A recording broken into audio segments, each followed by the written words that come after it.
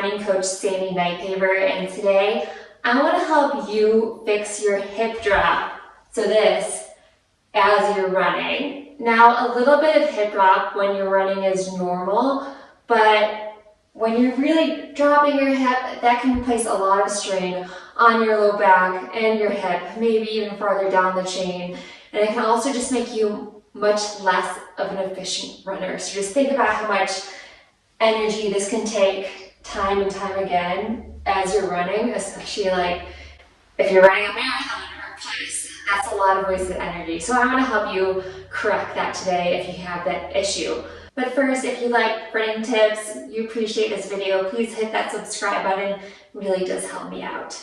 So getting into hip drop, this isn't a strength video because I feel like there's so many strength videos out there on how to strengthen your hips so you don't have a hip drop. But the problem is just because you strengthen your hips, especially like the glute med for this, it doesn't mean you're going to apply it to your running. I see that over and over again with the athletes I coach and just so many runners in general. So I want to try to help bridge that gap. So that's what this video is going to be all about. But first, I want to set up my runners who also have an anterior pelvic tilt.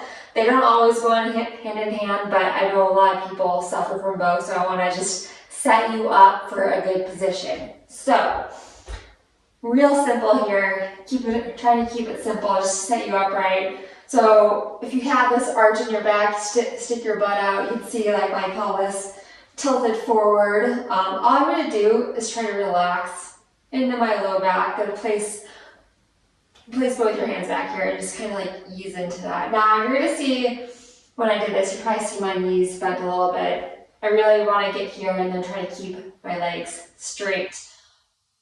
Try to reinforce this when you're walking or running is to exhale and feel it in your abs, especially your lower abs. And you're going to find when you're walking and running, that's going to help you hold this position. Reinforce this a little bit more. What I like to do to train my body to really get these motor patterns to apply when I'm running is I like to pick up a heavy weight or two. I'll often use something much heavier than this. And well, you can see there's a mirror next to me. And so I'll do exactly what I just told you. Try to relax my low back. Exhale, feel my abs. And then I'll use this mirror and just take little steps, making sure I hold this kind of pelvis position. So after I do this a couple times, feel like I got it down, then I can walk back and forth across the room. So that's it for the anterior pelvic tilt. Just want to make sure I got you set up right. So you've been doing your core work, really been targeting those glutes, and now you can do a single leg squat, and it's pretty easy to keep your hips stable. So how do you actually bring that into your running? 'Cause this is the hard part for most people. I'm going to show you a couple of different drills you can do before your runs, or you can even stop midway or towards the end of your run when you feel your form breaking it down, and just try to do a couple of these things to drill in those motor patterns. So first thing, real simple, you can use a jump rope if you want, is just start hopping. See my hips staying nice and even right here. Start leaning forward from the ankle, so kind of like, yeah, to where you're sort of left, not quite. It's actually be more like this. Can feel the weight in the balls of my toes. This is very running specific position. And then you can actually start doing your hops from there. From here, slight progression, all you do is start hopping on one foot, focusing on keeping your hips stable. Highly suggest doing this in front of a mirror because it is so easy to think you're doing it right and not actually doing it right. I'm guilty of that too. So that's you, you're not the only one. So hopping on one foot. Stay nice and strong. Through my core, keeping my hips even. And then you do that on both legs. Getting a little bit more running specific, I like to bring one leg forward, keep strengthening as far as because if you have an anterior pelvic tilt, this is when you're going to really start wanting to get your pelvis out of position. So try to keep your hips even from here. Strong core, pelvis in good position.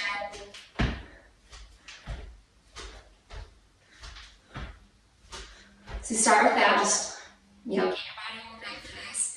And then, most of my weight's on this foot, start adding a little hop to it.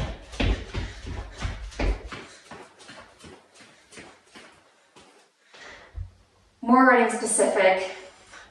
Start bringing one leg up. Switch. Switch. Keep your pelvis nice and stable. And then from here, keep on getting faster.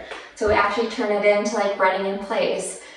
You can do running in place, looking in front of a mirror, making sure you're keeping your hips nice and stable. Then you can start going back and forth, across the room, do it outside, and then that's going to get really running specific for you. So once you're doing that, you should get a feel for keeping your hips nice and stable as you run, and then now it's your goal to start bringing that into your actual run. So hopefully this is a good warm-up. It starts drilling in those motor patterns and will hopefully bridge that gap between the strength you've worked so hard for and apply it to your running. And you really should notice, once you get it down, it does take a couple weeks to drill these motor patterns, and you might not see any improvements in those weeks, even if your form starts to look better. But after that, you should see some noticeable improvements, especially if you have hip or back pain. Might even see it's easier to run faster and a whole bunch of other good stuff. So I hope this video helps you. If you're looking for more running tips, training plans, please check out higherrunning.com. Me and Coach Sadie Kennedy, we have a variety of running plans and plenty of tips. And we also have some other great coaches on our team, so we'd love for you to just be part of Higher Running. That's it for this video. Thank you so much for watching. Until next time, keep running wild.